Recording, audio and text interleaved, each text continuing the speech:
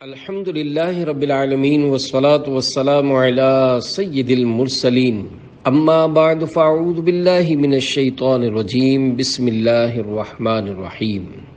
عاشق میلاد بادشاہ دعائے عطار یا رب المصطفیٰ، جو کوئی 21 صفحات کا رسالہ عاشق میلاد بادشاہ پڑھ یا سن لے، اس کو اور اس کی آل کو 12ویں والے آخری نبی صلی اللہ علیہ وآلہ وسلم کے جشن ولادت کے صدقے بے حساب بخش دے، آمین بجاہ نبی الامین صلی اللہ علیہ وآلہ وسلم۔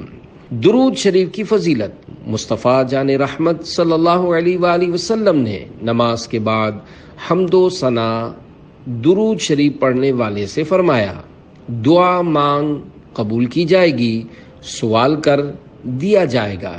صلو علی الحبیب صلی اللہ علی محمد۔ عقلوں کو حیران کر دینے والا واقعہ حضرت سیدنا علامہ ابن حجر مکی شافعی رحمت اللہ علیہ نعمت الکبریٰ صفحہ 52 پر ولادت مصطفیٰ صلی اللہ علیہ وآلہ وسلم پر ہونے والے ایک ایمان افروز اور عقلوں کو حیران کر دینے والا واقعہ تحریر فرماتے ہیں کہ ایک شخص جس کا نام عامر یمنی تھا، اس کی ایک بیٹی تھی جو قولنج یعنی بڑی آنت کا درد، جذام یعنی سفید داغ وغیرہ کے امراض میں مبتلا ہونے کے ساتھ ساتھ چلنے پھرنے سے معذور بھی تھی۔ عامر کے پاس ایک بت تھا، وہ اپنی بیٹی کو اس کے سامنے بٹھاتا اور بت سے کہتا، اگر تو شفا دے سکتا ہے تو میری بیٹی کو شفا دے۔ سالوں تک وہ یوں کہتا رہا، مگر بت بنا رہتا، پتھر کا بت دے بھی کیا سکتا ہے۔ توفیق و عنایت کی ہوا چلی کہ ایک دن عامر اپنی بیوی سے کہنے لگا کہ ہم کب تک اس گونگے بہرے پتھر کو پوجتے رہیں گے جو نہ بولتا ہے نہ سنتا ہے؟ میں نہیں سمجھتا کہ ہم صحیح دین پر ہیں۔ اس کی بیوی نے کہا، ٹھیک ہے، پھر ہمیں ساتھ لے کر ہدایت کی تلاش کے لیے نکلو، شاید کہ ہمیں حق کی طرف کوئی رہنمائی مل جائے۔ دونوں میاں بیوی اپنے مکان کی چھت پر بیٹھے یہی گفتگو کر رہے تھے کہ اچانک انہوں نے دیکھا کہ ایک نور ہے جو سارے آسمان پر پھیلا ہوا ہے اور اس کی روشنی سے ساری دنیا چمک اٹھی ہے۔ اللہ پاک نے ان کی آنکھوں سے ظلمت یعنی اندھیرے کے پردے ہٹا دیے تاکہ وہ خواب غفلت سے جاگ جائیں۔ کیا دیکھتے ہیں کہ فرشتے صف باندھے ایک مکان کو گھیرے میں لیے ہوئے ہیں، پہاڑ سجدہ کر رہے ہیں، زمین ٹھہری ہوئی ہے اور درخت جھکے ہوئے ہیں، اور ایک کہنے والا کہہ رہا ہے، مبارک ہو سچے اور آخری نبی صلی اللہ علیہ وآلہ وسلم پیدا ہو گئے ہیں۔ مبارک ہو کہ ختم المرسلین تشریف لے آئے، جناب رحمت للعالمین تشریف لے آئے۔ عامر نے اپنے بت کو دیکھا تو وہ اوندھے منہ زمین پر ذلیل و خوار پڑا تھا۔ عامر کی بیوی کہنے لگی، ذرا اس بت کو تو دیکھیے، کیسے سر نیچے کیے زمین پر پڑا ہے۔ اتنا سنتے ہی بت بول اٹھا، خبردار رہو، بڑی خبر ظاہر ہو گئی ہے، وہ پاک ذات پیدا ہو چکی ہے جو کائنات کو شرف و افتخار بخشے گی۔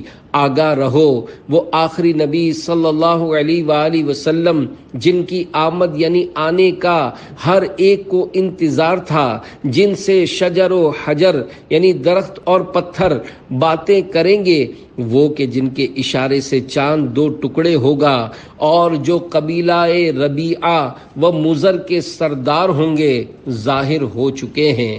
یہ سن کر عامر نے اپنی بیوی سے کہا، تو سن رہی ہے کہ یہ پتھر کیا کہہ رہا ہے؟ بولی، اس سے پوچھئے اس پیدا ہونے والے سعادت مند کا نام کیا ہے جن کے نور سے اللہ پاک نے سارے جہان کو روشن فرما دیا ہے۔ عامر نے کہا، اے غیب سے آنے والی آواز، اس پتھر نے صرف آج ہی بات کی ہے یہ تو بتاؤ اس کا نام کیا ہے؟ جواب دیا ان کا نام نامی اسم گرامی محمد صلی اللہ علیہ وآلہ وسلم ہے، جو صاحب زمزم و صفا یعنی حضرت سیدنا اسماعیل علیہ الصلوۃ والسلام کے بیٹے ہیں۔ ان کی زمین تہامہ ہے اور ان کے دونوں کندھوں کے درمیان مہر نبوت ہے۔ وہ جب چلیں گے تو بادل ان پر سایہ کرے گا، نہیں بلکہ بادل ان سے سایہ حاصل کرے گا۔ اتنے میں عامر کی بیمار بیٹی جو کہ نیچے بے خبر سو رہی تھی اپنے پاؤں پر چلتی ہوئی چھت پر آ گئی۔ عامر نے حیران ہوتے ہوئے کہا، اے میری بیٹی، تیری وہ تکلیف کہاں گئی جس میں تم مبتلا تھی اور جس نے تیرا جینا مشکل کر رکھا تھا؟ بیٹی نے جواب دیا، ابا جان، میں دنیا جہان سے بے خبر سو رہی تھی کہ میں نے اپنے سامنے نور کی تجلی دیکھی۔ میرے سامنے عظیم بزرگ تشریف لائے۔ میں نے پوچھا، یہ نور کیسا ہے جو میں دیکھ رہی ہوں، اور یہ کون بزرگ ہیں جن کے مبارک دانتوں کے نور نے مجھ پر سایہ کیا ہوا ہے؟ جواب آیا، یہ عدنان کے بیٹے کا نور ہے۔ حضرت عدنان رسول پاک صلی اللہ علیہ وآلہ وسلم کے باپ دادوں میں سے ایک عظیم بزرگ جس سے کائنات پر نور ہو رہی ہے۔ ان کا نام اسم گرامی احمد و محمد ہے۔ فرما برداروں پر رحم اور خطا کاروں سے درگزر فرمائیں گے۔ میں نے پوچھا ان کا دین کیا ہے؟ جواب دیا، وہ دین حنیف یعنی سچے دین پر ہیں۔ میں نے پوچھا وہ کس کی عبادت کرتے ہیں؟ جواب ملا، اللہ وحدہ لا شریک کی، یعنی اس اللہ پاک کی جو اکیلا ہے اور اس کا کوئی شریک نہیں۔ میں نے پوچھا آپ کون ہیں؟ تو جواب ملا، میں ان فرشتوں میں سے ایک فرشتہ ہوں جسے نور محمدی کے اٹھانے کا شرف بخشا گیا ہے۔ میں نے عرض کی، کیا آپ میری اس تکلیف کو نہیں دیکھتے؟ فرشتے نے کہا، ہاں، تم نبی احمد صلی اللہ علیہ وآلہ وسلم کے وسیلے سے دعا کرو۔ اللہ پاک نے فرمایا ہے، میں نے محبوب کی ذات میں اپنا راز و دلیل رکھی ہے، جو کوئی مجھ سے میرے محبوب کے وسیلے سے دعا کرے گا میں اس کی مشکل حل کر دوں گا، اور جنہوں نے میری نافرمانی کی ہے میں ان کے بارے میں قیامت کے دن اپنے حبیب صلی اللہ علیہ وآلہ وسلم کو شفیع یعنی سفارش کرنے والا بناؤں گا۔ وہ بچی کہہ رہی ہے کہ یہ سنتے ہی میں نے اپنے دونوں ہاتھ پھیلا دیے اور سچے دل سے اللہ پاک سے دعا کی، اور پھر اپنے ہاتھوں کو چہرے اور جسم پر پھیرا۔ جب نیند سے اٹھی تو ایسی تھی جیسے اب آپ مجھے دیکھ رہے ہیں۔ یہ سن کر عامر یمنی نے اپنی بیوی سے کہا، بے شک ہم نے اس مبارک ہستی کی عجیب و غریب نشانیاں دیکھی ہیں۔ میں ان کی محبت اور دیدار کے شوق میں جنگلوں اور دشوار گزار وادیوں کو طے کروں گا۔ چنانچہ عامر یمنی اور اس کے تمام گھر والے نور والے آقا صلی اللہ علیہ وآلہ وسلم کی تلاش میں اٹھ کھڑے ہوئے اور مکہ مکرمہ زادہ اللہ شرف و تعظیمہ کے سفر کا ارادہ کیا۔ سرزمین مکہ میں داخل ہو کر بی بی آمنہ رضی اللہ عنہا کے مکان عالی شان کا پتہ پوچھ کر دروازے پر دستک دی۔ بی بی آمنہ خاتون رضی اللہ عنہا نے آنے کا مقصد پوچھا تو انہوں نے عرض کی، ہمیں اپنے لخت جگر نور نظر کا نور برسانے والا چہرہ دکھا دیجئے، جس نے اپنی چمک دمک سے ساری دنیا کو چمکا دیا ہے، جن کے طفیل اللہ کریم نے کائنات کو روشن فرما دیا ہے۔ حضرت بی بی آمنہ رضی اللہ عنہا نے فرمایا، میں ابھی اپنا نور نظر یعنی اپنا پیارا پیارا بیٹا تمہیں نہیں دکھاؤں گی، کیونکہ مجھے یہودیوں کا ڈر ہے، کہیں وہ ان کو نقصان نہ پہنچائیں، اور میں نہیں جانتی کہ تم کون لوگ ہو اور کہاں سے آئے ہو۔ عامر اور اس کے گھر والوں نے کہا، ہم نے تو اسی آخری نبی صلی اللہ علیہ وآلہ وسلم کی محبت میں اپنا وطن اور اپنے دین یعنی اپنے باطل مذہب کو چھوڑا ہے کہ اس نور والی سرکار صلی اللہ علیہ وآلہ وآلہ وسلم کے دیدار سے اپنی آنکھوں کو روشن کریں، جن کے دربار میں حاضر ہونے والا کبھی ناکام و نامراد نہیں لوٹے گا۔ یہ سن کر بی بی آمنہ رضی اللہ عنہا نے فرمایا، اچھا اگر میرے پیارے بیٹے کے دیدار کے بغیر تمہارا گزارا نہیں تو جلدی نہ کرو، کچھ دیر ٹھہرو۔ یہ فرما کر آپ اپنے مکان عرش نشان میں تشریف لے گئیں۔ تھوڑی ہی دیر میں ارشاد فرمایا، اندر آ جاؤ۔ اجازت ملتے ہی وہ اس مبارک کمرے میں داخل ہوئے جس میں دو جہاں کے تاجدار صلی اللہ علیہ وآلہ وسلم آرام فرما تھے۔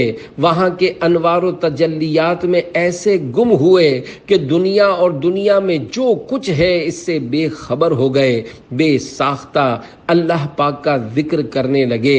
جیسے ہی چہرے پر انوار سے پردہ اٹھا تو دیدار کرتے ہی یکدم ان کی چیخیں نکل گئیں، اتنا روئے کہ ہچکیاں بند گئیں۔ قریب تھا کہ ان کی روح ان کے جسم سے نکل جاتی۔ آگے بڑھ کر رسول پاک صلی اللہ علیہ وآلہ وسلم کے ننھے ننھے مبارک ہاتھوں کو چوما۔ حضرت بی بی آمنہ رضی اللہ عنہا نے ارشاد فرمایا، اب جلدی سے چلے جائیے۔ آخر کار نہ چاہتے ہوئے عامر یمنی دل پر ہاتھ رکھتے ہوئے گھر سے باہر آئے۔ عامر یمنی کا حال ہی بدل چکا تھا، وہ اس نورانی چہرے کے دیدار کے عاشق زار بن چکے تھے۔ دیوانہ وار چیخ کر کہنے لگے، مجھے حضرت بی بی آمنہ رضی اللہ عنہا کے گھر واپس لے چلو اور دوبارہ التجا کرو کہ مجھے دیدار کرا دیں۔ بی بی آمنہ رضی اللہ عنہا کے گھر واپس آئے۔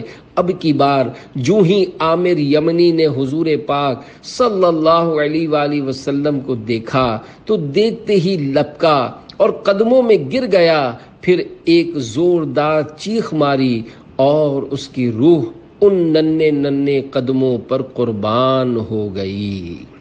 امجد کا دل مٹھی میں لے کر سوتے ہو کیا انجان، ننھے قدموں میں سر کو رکھ کر ہو جاؤں قربان مدنی۔ اللہ اللہ اللہ ہو، لا الہ الا ہو، اللہ اللہ اللہ ہو، لا الہ الا ہو، مولد النبی صلی اللہ علیہ وآلہ وسلم۔ پیارے پیارے اسلامی بھائیوں، جس مبارک مکان میں اللہ کریم کے پیارے پیارے آخری رسول صلی اللہ علیہ وآلہ وسلم کی ولادت یعنی برتھ ہوئی، تاریخ اسلام میں اس مقام کا نام مولد النبی صلی اللہ علیہ وآلہ وسلم یعنی نبی کی پیدائش کی جگہ ہے۔ یہ بہت ہی متبرک یعنی بابرکت مقام ہے۔ علامہ قطب الدین رحمۃ اللہ علیہ فرماتے ہیں، حضور اکرم صلی اللہ علیہ وآلہ وسلم کی ولادت گاہ پر دعا قبول ہوتی ہے۔ خلیفہ ہارون رشید رحمۃ اللہ علیہ کی امی جان رحمۃ اللہ علیہا نے یہاں مسجد تعمیر کروائی تھی۔ اس مسجد کو کئی مرتبہ تعمیر کیا گیا۔ یہ انتہائی خوبصورت عمارت تھی جس کے اکثر حصے پر سونے سے کام کیا گیا تھا۔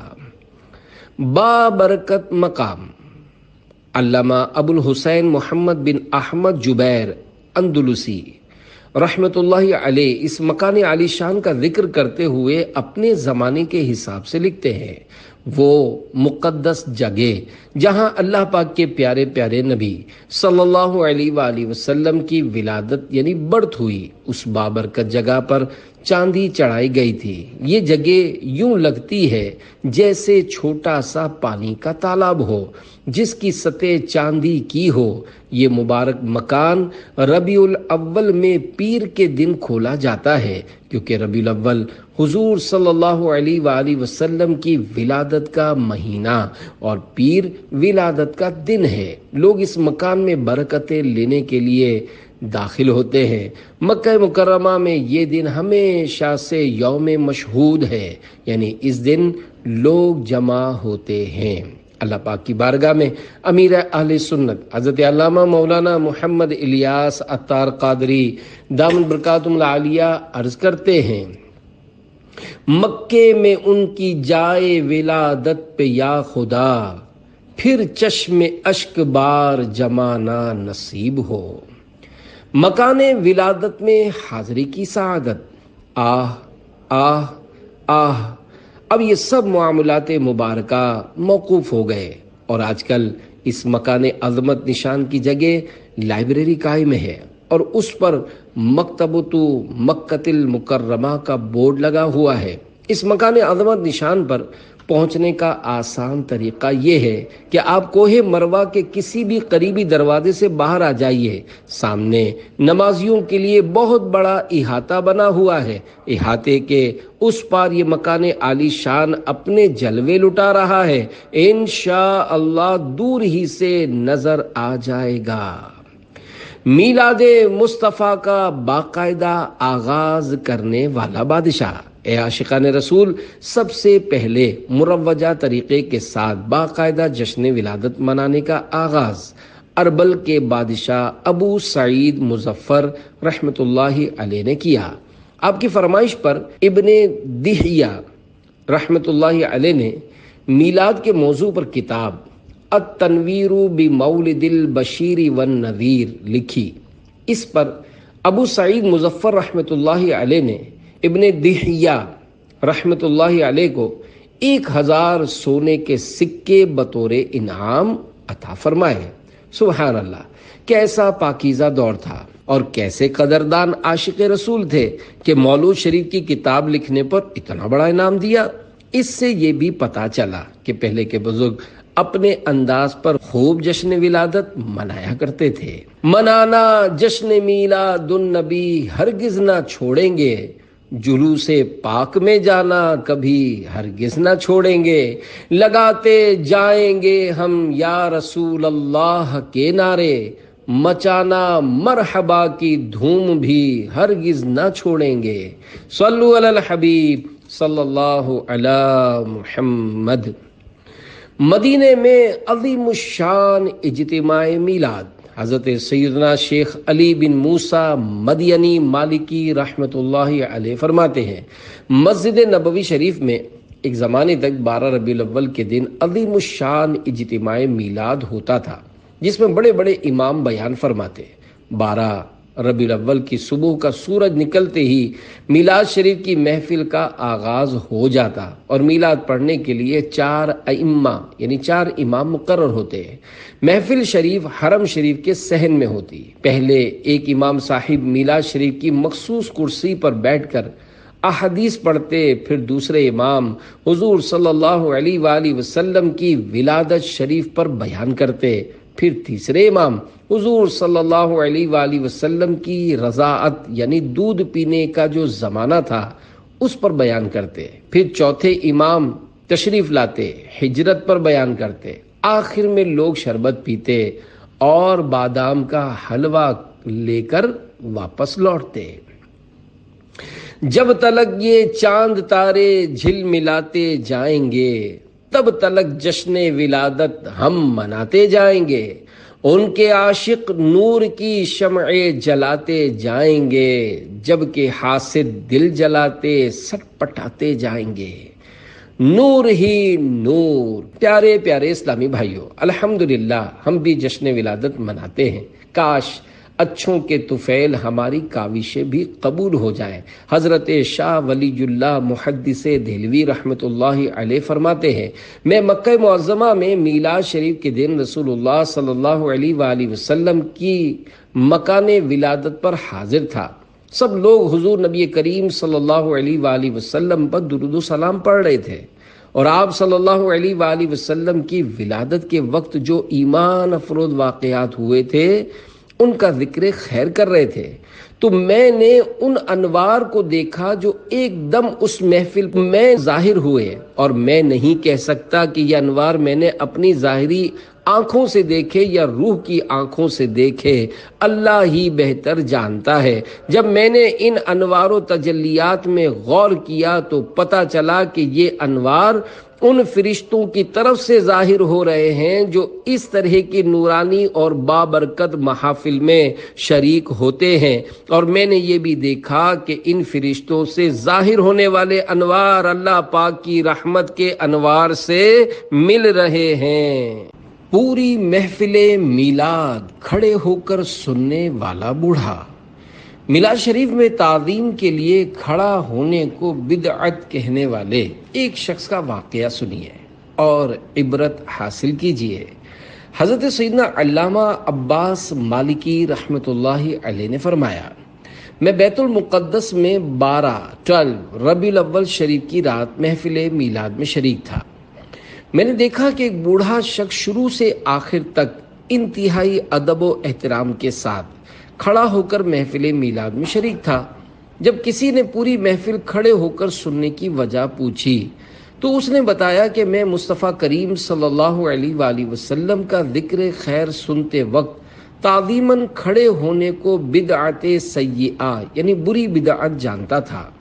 एक दिन मैंने ख्वाब में देखा कि एक बहुत बड़े इज्तिमा में हूँ और लोग महबूब रब्बे जुल जलाल रसूल बेमिसाल सल्लल्लाहु अलैहि वसल्लम का इस्तकबाल करने के लिए खड़े हैं। जब आमद मुस्तफ़ा सल्लल्लाहु अलैहि वसल्लम हुई तो तमाम लोगों ने इंतहाई अदब व एहतराम के साथ हुजूर सल्लल्लाहु अलैहि वसल्लम का इस्तकबाल किया, मगर मैं ताज़ीम के लिए खड़ा नहीं हुआ। नबी करीम सल्लल्लाहु अलैहि वसल्लम ने फरमाया, तू अब खड़ा नहीं हो सकेगा। जब आंख खुली तो देखा कि अब भी बैठा हुआ हूँ। इसी परेशानी में 1 साल गुजर गया, मगर मैं खड़ा ना हो सका। बिलाखिर मैंने ये मन्नत मानी कि अगर अल्लाह पाक मुझे इस मरज से शिफा दे दे तो मैं महफिल मीलाद शुरू से आखिर तक खड़े होकर सुना करूँगा।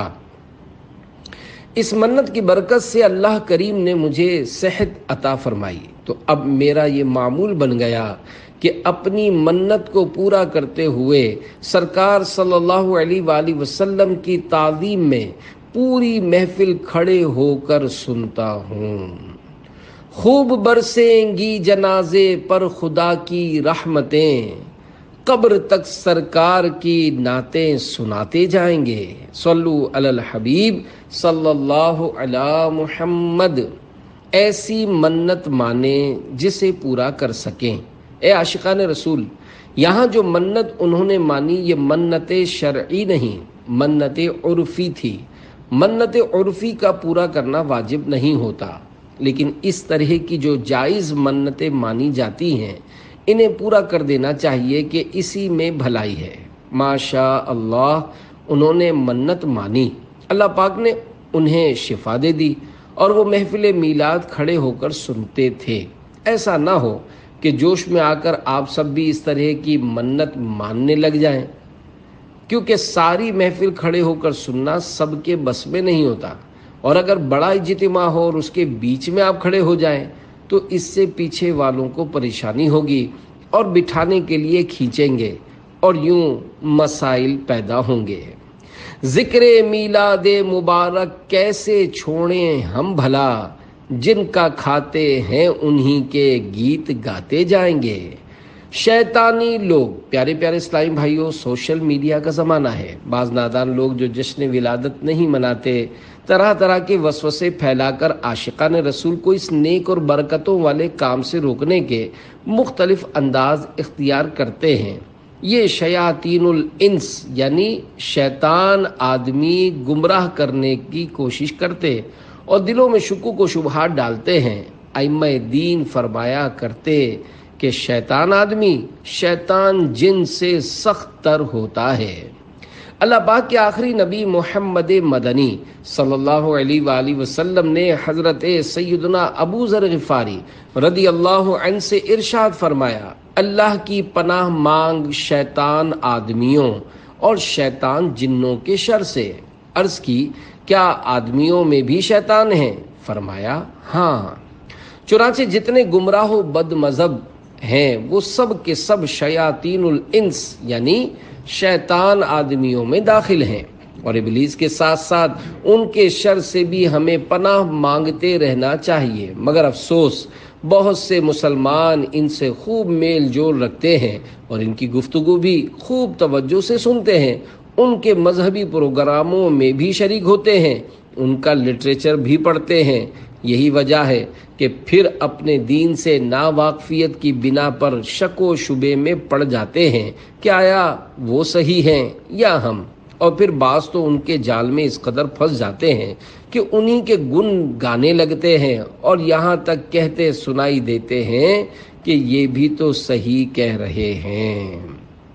ہمدردانہ مشورہ۔ امام اہل سنت مولانا شاہ امام احمد رضا خان رحمۃ اللہ علیہ ایسوں سے بچنے کی تاکید کرتے ہوئے فرماتے ہیں، بھائیو، تم اپنے نفع نقصان کو زیادہ جانتے ہو یا تمہارا رب، تمہارے نبی صلی اللہ علیہ وآلہ وسلم؟ ان کا حکم تو یہ ہے کہ شیطان تمہارے پاس وسوسہ ڈالنے آئے تو سیدھا جواب یہ دے دو کہ تو جھوٹا ہے، نہ یہ کہ تم آپ دوڑ دوڑ کے ان کافروں یا بے دینوں اور بد مذہبوں کے پاس جاؤ۔ لوگ اپنی جہالت سے گمان کرتے ہیں کہ ہم اپنے دل سے مسلمان ہیں، ہم پر ان کا کیا اثر ہوگا، حالانکہ رسول اللہ صلی اللہ علیہ وآلہ وسلم فرماتے ہیں، جو دجال کی خبر سنے اس پر واجب ہے کہ اس سے دور بھاگے، کہ خدا کی قسم آدمی اس کے پاس جائے گا اور یہ خیال کرے گا کہ میں تو مسلمان ہوں، یعنی مجھے اس سے کیا نقصان پہنچے گا، وہاں اس کے دھوکوں میں پڑ کر اس کا پیرو یعنی پیروی کرنے والا ہو جائے گا۔ کیا دجال ایک اسی دجال اخبث یعنی ناپاک ترین دجال کو سمجھتے ہو جو آنے والا ہے؟ ہاشا، تمام گمراہوں کے داعی، منادی یعنی دعوت دینے والے، بلانے والے سب دجال ہیں، اور سب سے دور بھاگنے ہی کا حکم فرمایا اور اس میں یہی اندیشہ بتایا ہے۔ سرور دین لیجئے اپنے ناتوانوں کی خبر، نفس و شیطان سیدہ کب تک دباتے جائیں گے۔ میلاد شریف منانے سے منع کرنے والوں کے وسوسوں کے جوابات۔ پیارے پیارے اسلامی بھائیوں، بعض لوگ جشن عید میلاد النبی صلی اللہ علیہ وآلہ وسلم کے تعلق سے وسوسوں کا شکار رہتے ہیں۔ ان کو سمجھانے کی کوشش کا ثواب کمانے اور بھولے بھالے عاشقان رسول کو پریشانی یعنی کنفیوژن سے بچانے کی اچھی نیتوں سے چند سوال جواب پیش کیے جاتے ہیں۔ اگر ایک بار سننے سے تسلی نہ ہو تو 3 بار سن لیجئے، انشاءاللہ بات دل میں اتر جائے گی، وسوسے دور ہوں گے اور اطمینان قلب نصیب ہوگا۔ نمبر 1 سوال، قرآن و حدیث میں میلاد شریف کا ذکر نہیں ہے، لہذا میلاد نہیں منانا چاہیے۔ جواب، قرآن کریم سے 3 دلائل سنیے۔ اللہ پاک سورہ آل عمران آیت نمبر 164 میں ارشاد فرماتا ہے، لَقَدْ مَنَّ اللَّهُ عَلَى الْمُؤْمِنِينَ إِذْ بَعَثَ فِيهِمْ رَسُولًا۔ ترجمہ کنز ایمان، بے شک اللہ کا بڑا احسان ہوا مسلمانوں پر کہ ان میں انہی میں سے ایک رسول بھیجا۔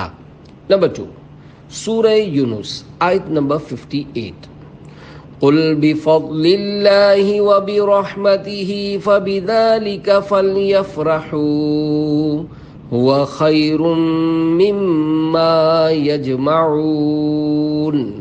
ترجمہ کنز ایمان، تم فرماؤ اللہ ہی کے فضل اور اسی کی رحمت اور اسی پر چاہیے کہ خوشی کریں، وہ ان کے سب دھن دولت سے بہتر ہے۔ نمبر 3 پارہ 30 سورۃ الضحیٰ آیت نمبر 12، وَأَمَّا بِنِعْمَةِ رَبِّكَ فَحَدِّثْ۔ ترجمہ کنز ایمان، اور اپنے رب کی نعمت کا خوب چرچا کرو۔ پیارے پیارے اسلامی بھائیوں، اس آیت سے پتہ چلا کہ اللہ پاک کے فضل پر خوشی منانا خود اللہ پاک کا حکم ہے۔ اللہ پاک کے رحمت والے نبی صلی اللہ علیہ وآلہ وسلم کی دنیا میں آمد تمام نعمتوں سے بڑھ کر ہے کہ اللہ پاک نے اس پر احسان جتایا ہے کہ اس کا چرچا کرنا اسی آیت پر عمل کرنا ہے۔ آج کسی کے ہاں بچہ پیدا ہو تو وہ ہر سال سالگرہ مناتا ہے۔ جس تاریخ کو ملک آزاد ہوا ہو ہر سال اسی تاریخ کو جشن منایا جاتا اور جلوس نکالا جاتا ہے، اور جو اس پر تنقید کرے اسے ملک کا غدار کہا جاتا ہے۔ تو جس تاریخ کو دو جہاں کے سردار صلی اللہ علیہ وآلہ وسلم دنیا میں تشریف لائیں، وہ کیوں نہ سب سے بڑھ کر خوشی کا دن ہوگا۔ لہذا میلاد شریف منانا حکم قرآنی پر عمل کرنا ہے۔ کیا یہ اعتراض کرنے والا رسول پاک صلی اللہ علیہ وآلہ وسلم کی ولادت اللہ پاک کی نعمت، فضل الہی اور رحمت خداوندی نہیں مانتا، یا محفل میلاد کو اس نعمت الہی کا چرچا اور اس فضل و رحمت کی خوشی نہیں سمجھتا، یا وہ یہ بتائے کہ قرآن و حدیث میں کہیں محفل میلاد شریف منع ہے۔ خاک ہو جائیں عدو جل کر مگر ہم تو رضا، دم میں جب تک دم ہے ذکر ان کا سناتے جائیں گے۔ نمبر 2 سوال، صحابہ کرام علیہم رضوان نے کبھی جشن ولادت نہیں منایا، تو کیا تم ان سے زیادہ عاشق رسول ہو؟ جواب، قرآن کریم کے بعد سب سے زیادہ قابل اعتماد کتاب صحیح بخاری ہے، اور اس کو تقریباً سبھی مسلمان مانتے ہیں۔ امام بخاری رحمۃ اللہ علیہ ہر حدیث مبارکہ لکھنے سے پہلے غسل کرتے اور 2 رکعت نفل ادا فرماتے۔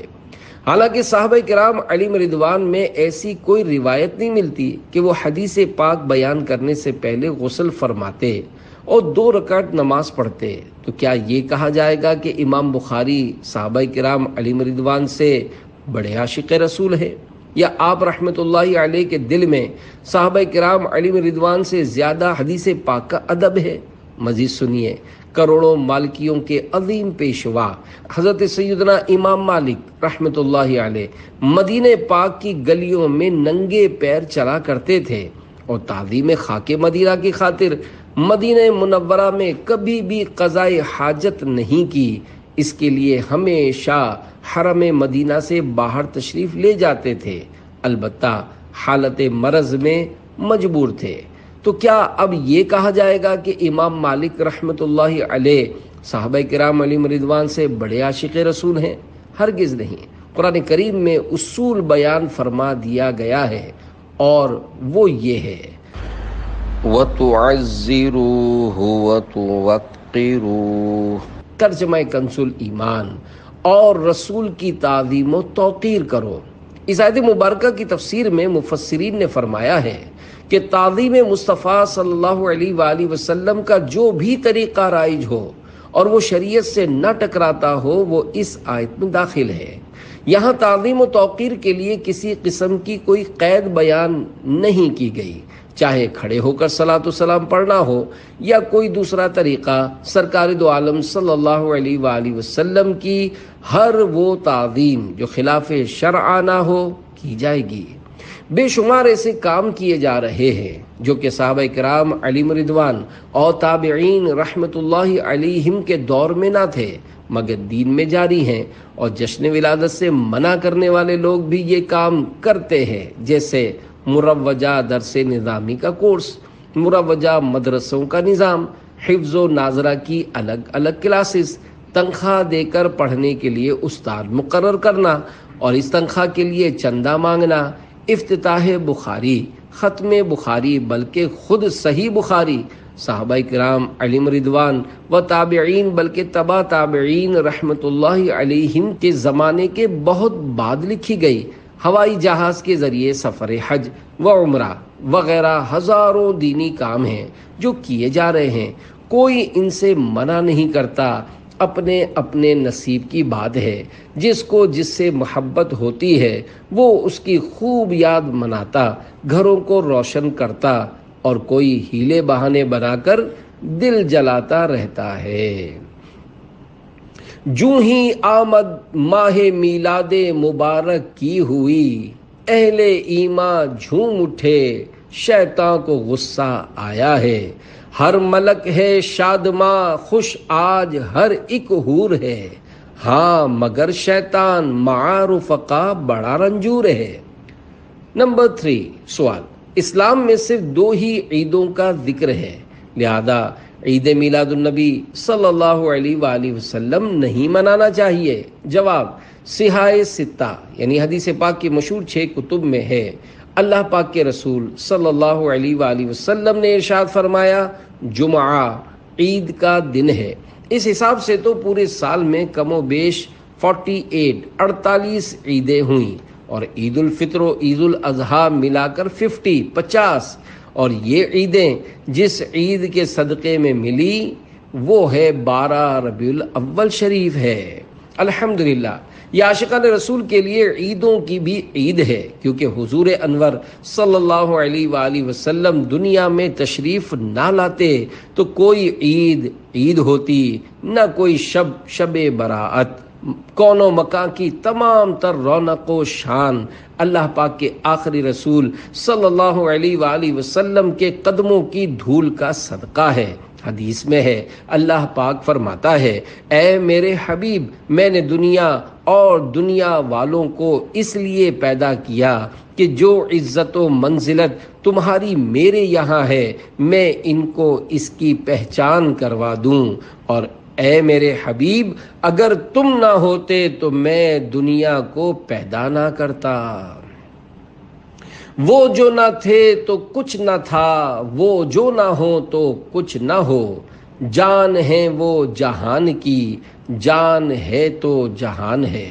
نمبر 4 سوال، 12 ربیع الاول ولادت شریف کا دن نہیں ہے، اس میں اختلاف ہے، اور یہ فتاوی رضویہ میں بھی ہے، لہذا 12 ربیع الاول شریف کو جشن میلاد النبی صلی اللہ علیہ وآلہ وسلم نہیں منانا چاہیے۔ جواب، اس سوال کا ایک جواب تو یہ ہے کہ فتاوی رضویہ میں میرے آقا اعلی حضرت امام اہل سنت رحمۃ اللہ علیہ فرماتے ہیں، اشہر و اکثر و ماخوذ و معتبر 12ویں ہے، یعنی سب سے زیادہ مشہور، قابل اعتبار اور مقبول بات 12 ربیع الاول ہی ہے۔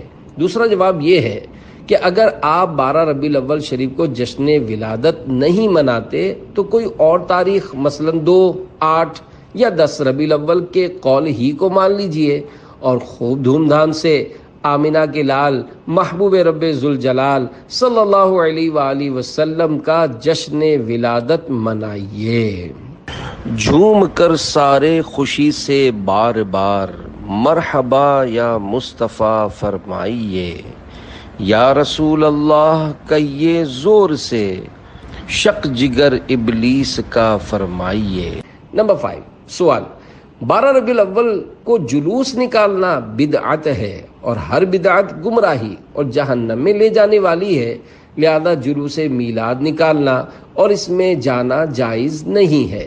جواب، میرے بھولے بھالے پیارے اسلامی بھائیوں، بدعت کا مطلب ہے نیا کام۔ جس طرح ہر نیا کام برا نہیں ہوتا، اسی طرح ہر بدعت بری نہیں ہوتی، بلکہ جو نیا کام قرآن و سنت کے خلاف ہو وہ بدعت سیئہ یعنی بری بدعت ہے، اور حدیث پاک کلو بدعت ضلالہ سے مراد بری بدعت ہے۔ جو نیا کام قرآن و سنت، آثار صحابہ یا اجماع امت کے خلاف نہ ہو وہ برا نہیں ہے، جیسے تراویح کی جماعت جو تقریباً ہر مسجد میں قائم کی جاتی ہے، اس کو تو خود حضرت سیدنا عمر فاروق اعظم رضی اللہ عنہ نے اچھی بدعت فرمایا ہے۔ کئی بدعتیں مستحب بلکہ واجب ہوتی ہیں۔ آج سے تقریباً 500 سال پہلے لکھی جانے والی کتاب عین العلم میں ہے، جس چیز سے شروع سے منع نہ فرمایا گیا ہو اور صحابہ و تابعین کے زمانے کے بعد لوگوں میں جاری ہوئی ہو، اس میں موافقت کر کے مسلمانوں کا دل خوش کرنا بہتر ہے، اگرچہ وہ چیز بدعت یعنی وہ نیا کام ہی ہو۔ اس پر دلیل وہ حدیث ہے جو حضرت سیدنا عبداللہ بن مسعود رضی اللہ عنہ نے نبی صلی اللہ علیہ وآلہ وسلم کے ارشاد اور خود ان کے قول سے مروی ہوئی کہ مسلمان جس چیز کو اچھا سمجھیں وہ خدا کے نزدیک بھی نیک ہے۔ تقریباً 450 سال پرانے بزرگ حضرت سیدنا علامہ ابن حجر رحمۃ اللہ علیہ فرماتے ہیں، بدعت حسنہ یعنی وہ نیک کام جو قرآن و سنت کے خلاف نہ ہو کہ مستحب ہونے پر اتفاق ہے، اور مولود شریف منانا اور اس کے لیے لوگوں کا جمع ہونا اسی قسم سے ہے، یعنی میلاد شریف منانا مستحب، نیک اور اچھا کام ہے۔ حضرت مولانا علی شامی رحمۃ اللہ علیہ فرماتے ہیں، اس کا انکار وہی کرے گا جس کے دل پر خدا نے مہر کر دی۔ لاکھ شیطان ہم کو روکے فضل رب سے تا ابد، جشن آقا کی ولادت کا مناتے جائیں گے۔ نمبر 6 سوال، پرانے بزرگوں نے میلاد شریف منانے کے بارے میں کچھ نہیں فرمایا، لہذا میلاد شریف نہیں منانا چاہیے۔ جواب، کم از کم 500 سال پہلے کے چند بزرگوں کے فرامین اور ان کی کتابوں کے بارے میں سنیے۔ آج سے تقریباً 850 سال پہلے حضرت سیدنا علامہ عبد الرحمن ابن جوزی رحمۃ اللہ علیہ نے ایک کتاب بنام مولد العروس لکھی، جس کی روایت صفحہ نمبر 10 پر گزری۔ فرماتے ہیں، حضرت سیدنا احمد مجتبیٰ محمد مصطفیٰ صلی اللہ علیہ وآلہ وسلم کا جشن ولادت منانے والے کو برکت، عزت، بھلائی اور فخر ملے گا۔ موتیوں کا امامہ اور سبز حلہ یعنی گرین روب پہن کر وہ داخل جنت ہوگا۔ 923 ہجری یعنی تقریباً 500 سال پہلے کے عظیم بزرگ امام احمد بن محمد قسطلانی رحمۃ اللہ علیہ فرماتے ہیں، سرور دو جہاں صلی اللہ علیہ وآلہ وسلم کی ولادت کے مہینے میں مسلمان ہمیشہ سے محفل میلاد کرتے آئے ہیں اور ولادت کی خوشی میں دعوتیں دیتے، کھانے پکواتے اور خوب صدقہ و خیرات دیتے آئے ہیں، خوب خوشی کا اظہار کرتے اور دل کھول کر خرچ کرتے ہیں۔ نیز آپ صلی اللہ علیہ وآلہ وسلم کی ولادت با سعادت کے ذکر کا اہتمام کرتے آئے ہیں، چنانچہ ان پر اللہ پاک کے بہت بڑے فضل اور برکتوں کا نزول ہوتا ہے۔ میلاد شریف منانے سے دلی مرادیں پوری ہوتی ہیں۔ اللہ پاک اس پر رحمت نازل فرمائے جس نے ولادت شریف کی راتوں کو عید یعنی خوشی کا دن بنا لیا ہے۔ مزید فرماتے ہیں، میلاد شریف کی خوشی اس کے لیے سخت مصیبتیں ہیں جس کے دل میں بیماری اور عناد ہے۔ حضرت سیدنا امام ابو شامہ رحمۃ اللہ علیہ جو کہ امام نووی رحمۃ اللہ علیہ کے استاذ ہیں، فرماتے ہیں، ہمارے زمانے میں جو نیا کام کیا جاتا ہے وہ یہ ہے کہ لوگ ہر سال اللہ پاک کے رحمت والے نبی صلی اللہ علیہ وآلہ وسلم کے میلاد کے دن صدقات و خیرات اور خوشی کا اظہار کرنے کے لیے اپنے گھروں اور گلیوں کو سجاتے ہیں، کیونکہ اس میں کئی فائدے ہیں۔ سب سے بڑی بات یہ ہے کہ اللہ پاک نے اپنے محبوب صلی اللہ علیہ وآلہ وسلم کو پیدا فرما کر اور رحمت للعالمین بنا کر بھیجا ہے، اور یہ اس کا اپنے بندوں پر بہت بڑا احسان ہے جس کا شکر ادا کرنے کے لیے خوشی کا اظہار کیا جاتا ہے۔ جو کہ جلتے ہیں ذکر مولد سے، کر عطا ان کو تو سقر یا رب۔ 7 سوال، 12 ربیع الاول کو بہت زیادہ لائٹنگ کر کے اسراف کیا جاتا ہے، اگر یہ رقم غریبوں میں بانٹ دی جائے تو کتنوں کا بھلا ہوگا؟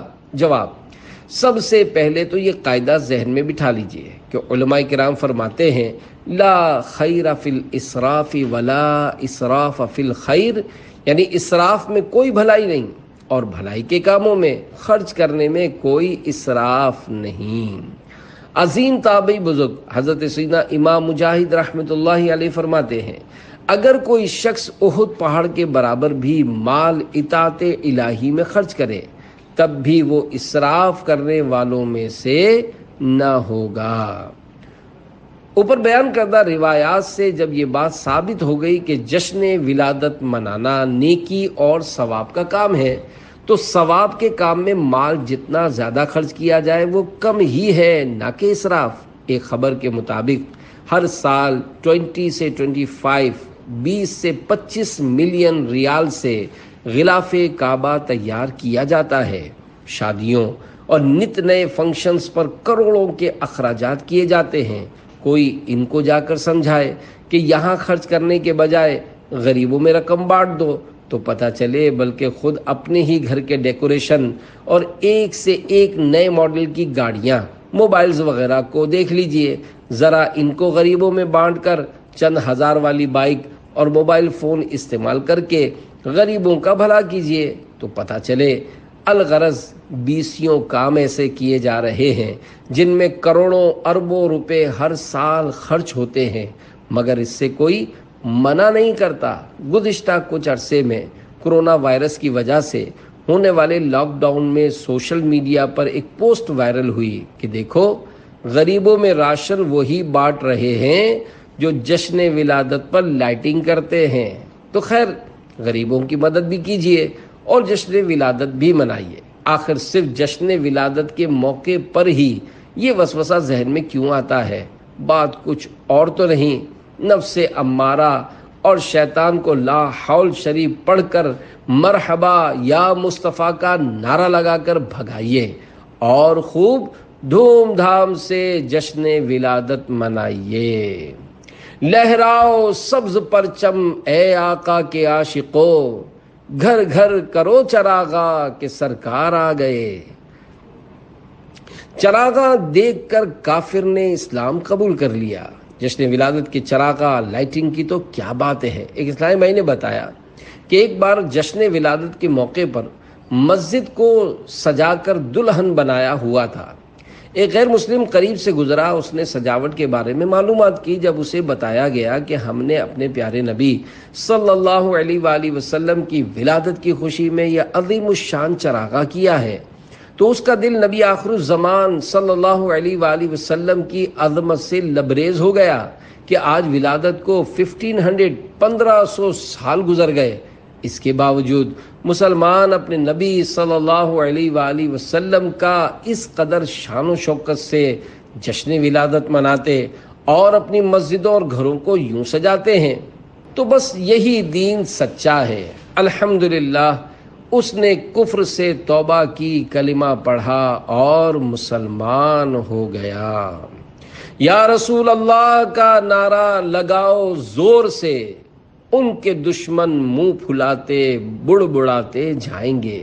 حدیث شریف میں ہے، سید المرسلین صلی اللہ علیہ وآلہ وسلم نے ارشاد فرمایا، جس شخص نے اسلام میں نیک طریقہ نکالا اس کو طریقہ نکالنے کا بھی ثواب ملے گا اور اس پر عمل کرنے والوں کا بھی ثواب ملے گا، اور عمل کرنے والوں کے اپنے ثواب میں کچھ کمی نہ کی جائے گی۔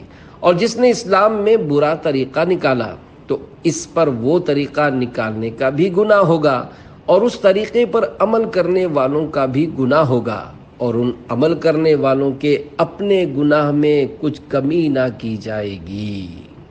نمبر 1 سوال، 12 ربیع الاول کی لائٹنگ میں بجلی کی چوری اور بہت اونچی آواز سے نعتیں چلا کر دوسروں کو تکلیف پہنچائی جاتی ہے، نیز لنگر اس طرح لٹایا جاتا ہے جس سے رزق کی بے حرمتی ہوتی ہے، لہذا جشن عید میلاد النبی صلی اللہ علیہ وآلہ وسلم نہیں منانا چاہیے۔